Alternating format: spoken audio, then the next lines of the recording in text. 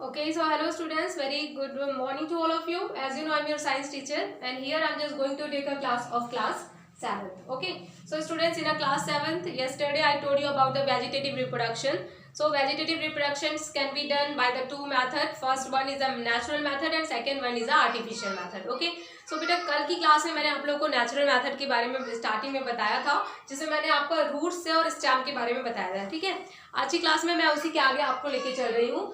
Stem के ही third जो एक और क्या फॉर्म होता है जो प्लांट्स में राइजोबियम होता है. ठीक है, वो भी क्या होता है, स्टेम का ही पार्ट होता है, स्टेम ही होता है, जिसमें राइजोबियम जो जनरली राइजोबियम्स क्या होता है लेग्यूमिनेसी प्लांट्स में होते हैं.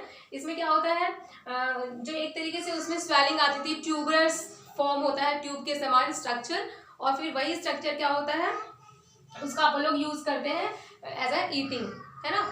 और वेजिटेबल ग्रुप के रूप में भी हम यूज करते हैं. जैसे आपको ये जिंजर हो गया, टर्मरिक हो गया, बनाना हो गया, ये सब क्या होते हैं, ये सब स्टेम के राइजोबियम पार्ट होते हैं. स्टेम पार्ट में ये राइजोबियम के अंदर आते हैं. राइजोबियम एक तरीके से ट्यूबरस होता है जो कि एक तरह उसमें भी फूड स्टोर होता है, और उसी फूड स्टोर जो स्टोर फूड होता है उसमें उसी का अपन ईटिंग करते हैं. तो इसके अंदर राइजोबियम के अंदर जनरली क्या आता है, उसमें आप लोगों को केवल एग्जाम में पूछेगा कि जैसे स्टेम का पार्ट है राइजोबियम, तो राइजोबियम में कौन कौन से वेजिटेबल या फ्रूट्स आते हैं, तो इसमें आप लोग को बता देना है जिंजर, टर्मरिक और बनाना. ठीक है, अब उसके बाद फिर बल्ब्स की बात करें तो कुछ ऐसे भी वेजिटेबल्स होते हैं, प्लांट के प्रोडक्ट होते हैं जो कि क्या होते हैं स्टेम के पार्ट में बल्ब के फॉर्म में होते हैं, है ना. और बल्ब की फॉर्म में होते हैं जैसे ओनियन. ओनियन का आप लोगों ने स्ट्रक्चर देखा होगा, तो ये एक तरीके से बल्ब के रूप में होती है, जिसे कंद बोलते हैं हिंदी में. और क्या होता है इसमें भी ये ओनियन जो होती है वो एक स्टेम है. एग्जाम में जनरली बेटा कॉम्पिटिशन एग्जाम में मतलब जनरली जो पूछता है वो क्या पूछता है, जैसे इस आपको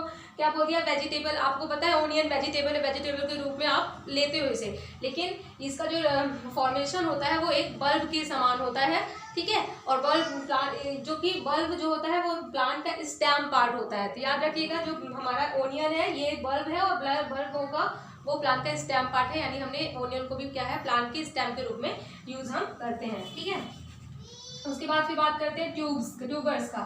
तो बेटा ट्यूबर्स भी होती हैं, ट्यूबर्स भी प्लांट का स्टेम पार्ट होता है. याद रखिएगा राइजोबियम, बल्ब, ट्यूबर्स ये सब प्लांट के कौन सा पार्ट होते हैं, स्टेम का पार्ट ही होते हैं, स्टेम होते हैं, एक तरीके से स्टेम पार्ट होते हैं. और ट्यूबर्स में एक बड पहले फॉर्म होती है, बड फॉर्म होने के बाद में फिर उसी बड को हम लोग आई बोलते हैं. जैसे आप लोगों ने घरों में आलू पोटैटो जो आपके यहाँ आती होगी तो देखा होगा उसमें व्हाइट कलर की आउट ग्रोथ हो जाती है. ठीक है, तो वो पोटैटो की आई या बल्ब की आई कहलाती है. ठीक है, ट्यूबर्स की आई कहलाती है, नॉट अ बल्ब, ट्यूबर्स की आई कहलाती है. और इसी आइस को से क्या होता है, एक आप लोग वही आप ट्यूबर निकली हुई जो आप पोटैटो है उसको अगर आप लोग जमीन में लगा देंगे तो क्या हो जाएगा, वो उससे एक न्यू प्लांट फॉर्म में हो जाएगा. तो याद रखिएगा जो पोटैटो हो गया वो भी हम लोग स्टेम के रूप में ही यूज करते हैं, यानी पोटैटो हो गया, ओनियन हो गया, ये सब स्टेम ही है.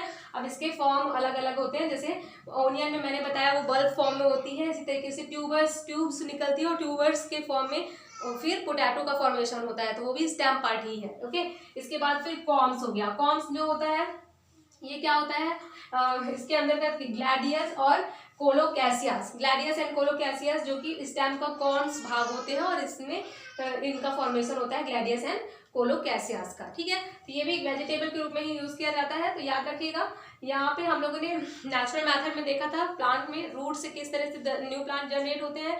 इसी तरीके से स्टेम पार्ट है, जैसे ये जब ओनियन हो गया, ओनियन भी एक स्टेम पार्ट है. ओनियन को अगर आप लोग जमीन में लगा देंगे, जिसमें आप लोगों ने देखा होगा ग्रीन कलर की इसमें पत्तियां निकाल आती हैं, है ना. तो पत्तियां क्या उस आगे टाइप से निकलती हैं.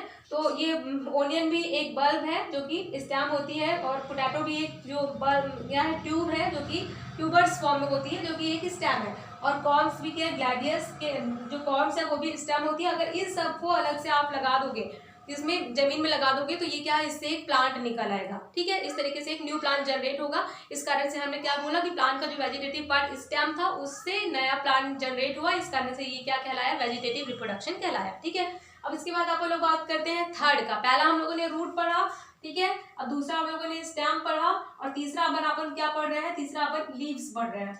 ठीक है, अब देखो लीव्स का सबसे बढ़िया एग्जांपल है ब्रायोफिलम का. आप लोगों ने स्ट्रक्चर भी बना होगा. ब्रायोफिलम की लीव्स कुछ बहुत बड़ी सी होती है, और इसकी जो सरफेस होते हैं, किनारे किनारे मार्जिन्स होती है, यहाँ पे क्या होते हैं, यहाँ पे प्लांट्स मतलब एक आउट ग्रोथ निकल आती है, और इसके मतलब जो मार्जिन होती है उसमें क्या होती है, कैपेसिटी होती है, जैसे कि न्यू प्लांट जनरेट हो जाते हैं। तो ब्रायोफिल्म का स्मॉल बर्ड्स, किनारे किनारे में एक तरीके से स्मॉल बर्ड्स निकल आते हैं, याद रखिएगा।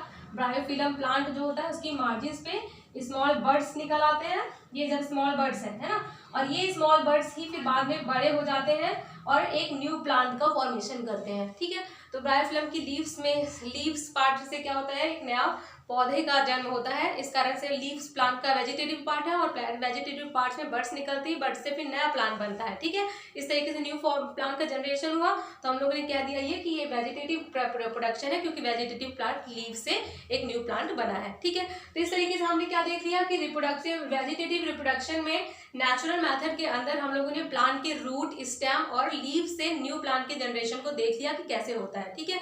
अब उसके बाद यही वेजिटेटिव रिप्रोडक्शन आर्टिफिशियली भी कराया जा सकता है, ठीक है। सो वेजिटेटिव रिप्रोडक्शन आर्टिफिशियली किस मेथड से कराया जाता है, इसको हम आपको कल की क्लास में बताएंगे, okay. So this is all about of my today's class.